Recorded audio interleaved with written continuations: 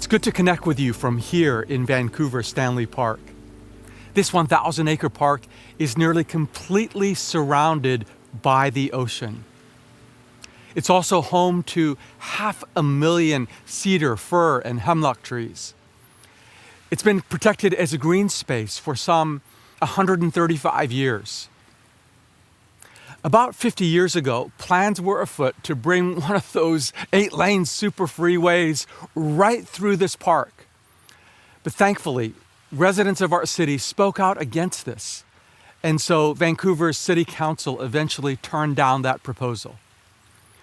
Stanley Park has been called the jewel of our city, and every year it attracts millions of visitors. I'm here at the park today because we are resuming a sermon series that we began last summer called Sacred Spaces. Last summer, we explored how we can experience God in the sacred spaces of the forest, the ocean, the mountains. And today, as we resume this series, Sacred Spaces, we're going to begin to explore how we can experience God in sacred spaces that have been made by human hands. Now, a park is a kind of hybrid between nature and human architectural design. And so here in Stanley Park, we've got, the ocean, the forest, but also the seawall, which is made by human hands. We'll also be looking at how we can connect with God in the sacred spaces of a community garden, an art gallery, a street, and a coffee shop. I have experienced God through the beauty of Stanley Park as I have walked through the wooded trails, as I have run or biked along this seawall. And if you're not from here in Vancouver, perhaps you can imagine a park not far from where you live or some place of beauty where you too can experience the Creator. The philosopher Francis Bacon founded the scientific method, and he explained that God has two books. God has the book of words, Scripture, the Bible, but God also has the book of works, meaning nature or creation. And in this message, we're going to focus on the book of God's works, nature or creation. Scripture tells us in Psalm 19 that the heavens declare the glory of God and the skies proclaim the work of his hands. In Romans chapter 1, verse 20, we read these words in Scripture. For ever since the world was created, people have seen the earth and the sky. Through everything God has made, they can clearly see his invisible qualities, his eternal power and divine nature. And so, through the earth and through the sky, we see God's eternal power and divine nature. And as we experience beauty, whether in nature, in a park, or through art, and there is some beautiful indigenous artistry on display in this park through the totem poles, or through architecture, some lovely building, something made by human beings created in the image of God, we can connect with the Creator. David in Psalm 27:4 wrote this prayer. One thing I ask from the Lord, that will I seek after, that I may dwell in the house of the Lord all the days of my life, to gaze on the beauty of the Lord and to seek him in his temple. Now, when David was writing about gazing on the beauty of the Lord and seeking him in his temple, David had in mind an actual building, some kind of physical structure that he thought of as the temple of the Lord. But from Scripture, we know that insofar as God is concerned, his temple is really the whole earth. When Moses was penning the creation poem in Genesis 1, he described poetically the 6 days of creation. And when people first heard this creation account in this poetic form there in Egypt, they would have been counting the days of creation, 1, 2, 3, 4, 5, 6, and they would have sat up and they would have thought, what is made in 6 days or 6 periods of time in our world of Egypt? Temples. And so what was God saying through Moses, through the poem that describes these 6 days of creation? That God, by creating the earth, is actually making a temple. So the temple is really the entire earth insofar as God is concerned. And when we experience beauty in the temple of the earth, whether it's in a place like Stanley Park, an art gallery, a coffee shop, or wherever, these beautiful places become sacred spaces where, like David, we can gaze upon the beauty of the Lord. In the words of Simone Weil, to paraphrase her, the Lord smiles at us through the beauty of the world. One of the things that prevents us from having a more expansive and fuller experience of God is our self-absorption, our tendency to turn in on ourselves. There's something about beauty that frees us from our self-absorption. To quote once again the French mystic Simone Weil, beauty requires us to give up our imaginary place at the center. Isn't that good? Beauty requires us to give up our imaginary place at the center. There's something about beauty that draws us out of ourselves in a very healthy way. And so perhaps we see the rays of sun filtering through the treetops. Or later in the day, the sun setting in golden orange and glistening on the waters of the sea. Or maybe we're walking through a place like Stanley Park and through the scent of the cedar trees, or the scent of a rose in one of the rose gardens, or we see the flutter, the amazing flutter of the wings of a hummingbird, or we're walking through a trail and we see the curl of the squirrel's tail as it nibbles on a nut. And we're drawn out of ourselves.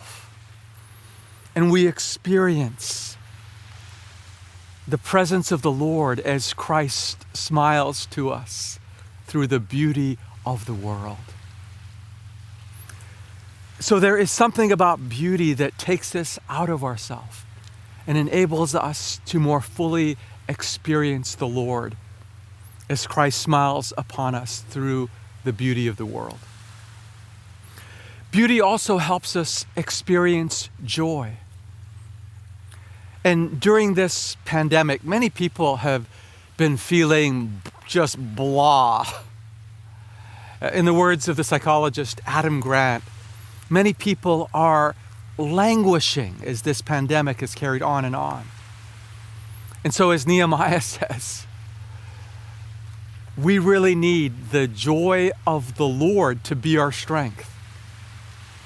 We need the joy of the Lord to be our strength. And there's something about beauty that helps us more completely experience the joy of the Lord.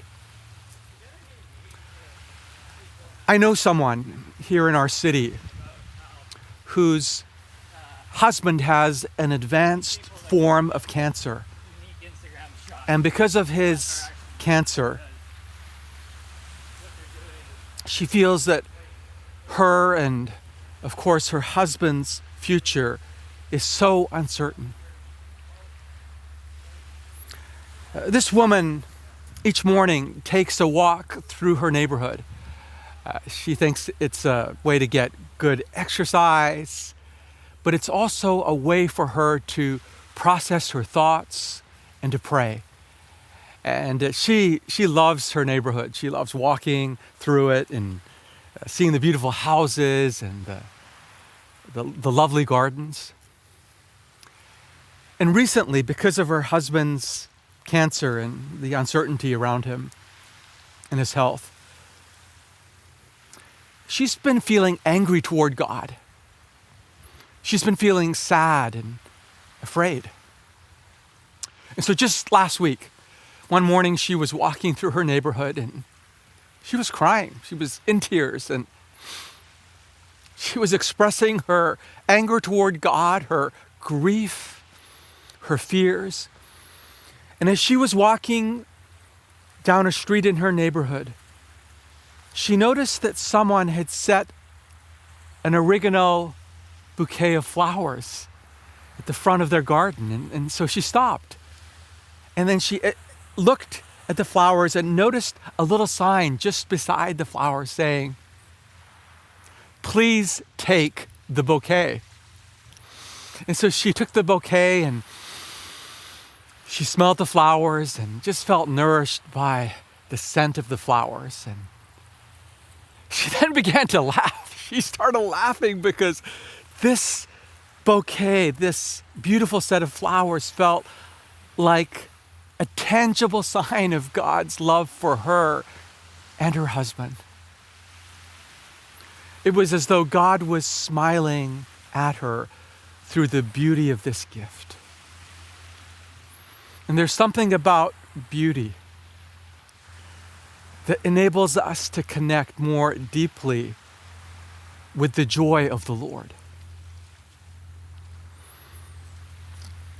But you don't need to be in crisis to experience joy through beauty, God's joy through beauty. In a paper entitled Untangling What Makes Cities Livable, Happiness in 5 Cities, University professor Abraham Goldberg and his research colleagues did research on what makes people happy in 5 cities. The 5 cities were Toronto, New York City, London, Paris, and Berlin.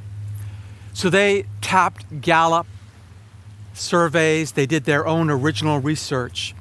And what surprised them was that the chief source of happiness for people in these cities weren't coming from what we would naturally think of as sources of happiness for folks in these places. They weren't coming from things like people's financial wealth or their careers or their status. The chief source of happiness for people in these cities was coming through beauty, everyday beauty, as they were encountering it in green spaces, in parks in their cities, along cobblestone roads, as they encountered history, beautiful architecture. The cumulative effects of this daily experience of beauty in their cities was subtle but strong. And I wonder if in the coming days, you would put yourself on the pathway of encountering beauty, whether in a park or a green space or down a street in your neighborhood or before art or some beautiful building. You know, as I walk down a particular street in my neighborhood, it's lined with trees. I can sense God smiling on me through the beauty of this street. And I hope that you have a similar experience. And so, as we encounter beautiful places, they can become sacred spaces where we are able to experience the beauty of the Lord as we gaze upon Him. And as this happens, we are freed from our self-absorption. We are brought new joy. And as we experience beauty, we will want to bring beauty into our world. Dr. Elaine Scarry is a professor of literature at Harvard. And in her book on beauty and being just, she writes, "The beholder of beauty seeks to bring new beauty into the world. The beholder of beauty seeks to bring new beauty into the world." And when we experience beauty, consciously or not, we're more likely to bring the Lord's beauty into our world. Some years ago, an experiment was done on the campus of the University of California at Berkeley. And so they divided the research participants up so that one set of research participants were asked to look up at these towering, majestic trees on the campus of UC Berkeley. And the other group of research participants were asked to simply stare at the side of a building. And then they had someone surreptitiously walk by and, quote, accidentally drop their pens. And they found that the people who had been watching the trees, looking at these beautiful towering trees, were more likely to turn and help the person who had dropped the pens by gathering them up. And when we are exposed to beauty, we're more likely to be kind, to be generous, to be giving. I've shared this story before, but I believe it bears repeating. Jacob Needleman was an observer to the launch of Apollo 17 back in 1975 in Atlanta. And as some of you may know, it was a nighttime launch. And Jacob Needleman describes how there were literally hundreds and hundreds of cynical reporters all over the lawn waiting for the launch. They were drinking beer, they were making wisecracks, and then the countdown. And Apollo 17 slowly starts to lift off the ground. And Needleman remembers that there was this orange fire, this orange brilliant light emanating from the bottom of the rocket that lit up everything on that dark night. It just illuminated everything. And then there was this whoosh. A blue light jetted out of the rocket in silence. And Needleman said you could practically hear the jaws of these journalists drop. It was just quiet. The rocket continues to rise and become a kind of star in our vision, he said. And when we realized that human beings were on that star, people just were in awe. And eventually, the journalists stood up and they started interacting with each other, but they were listening to each other interestedly, respectfully. They were kind to one another. They opened doors for each other. And there is something about experiencing beauty and awe that causes us to treat each other with more respect, more kindness. You know, I know that some people feel that beauty is an experience for rich people, people with a lot of money, or people with a lot of leisure time. But the experience of beauty is essential for us all. Makoto Fujimura is an artist friend of ours. He's very gifted, and some of you may recall he loaned us an image of one of his gorgeous art pieces some years ago for a sermon series we were doing that became the masthead for the set of messages. Mako Fujimura, in his book Culture Care, describes that when he was newly married, this was back in 1983, he and his wife Judy did not have much money at all. His wife Judy was a student. Mako was teaching at a special education school. And Mako describes how he was sitting alone in their small apartment one day, realizing that they had no money in their bank account. Their fridge was empty, and Mako was trying to figure out how they would pay for groceries and rent over the coming weekend. And as he was worrying about this, his wife Judy comes into the apartment with a bouquet of roses. And Mako said, I got really angry. I said, Judy, how can you think about buying flowers when we don't have money to buy food or pay the rent? And then Mako described how what Judy said next would be etched into his soul for about 40 years. Judy said, we need to feed our souls too. We need to feed our souls too. And we need to feed our souls. And we can feed our souls through beauty and the experience of God smiling upon us through the beauty of the world. And beauty is also essential because, as you know, we live in a very fractured and divided world where people are constantly othering others, demonizing others. We human beings are 99.9% the same. 99.9% the same genetically. But we seem so easily willing to go to war over that 0.1% difference.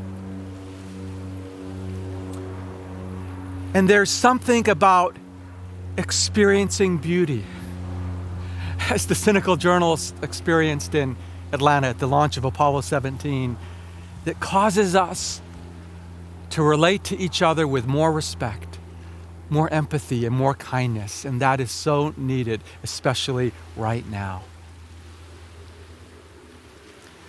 And so let's put ourselves on the pathway of beauty, ideally every day, whether it's in a park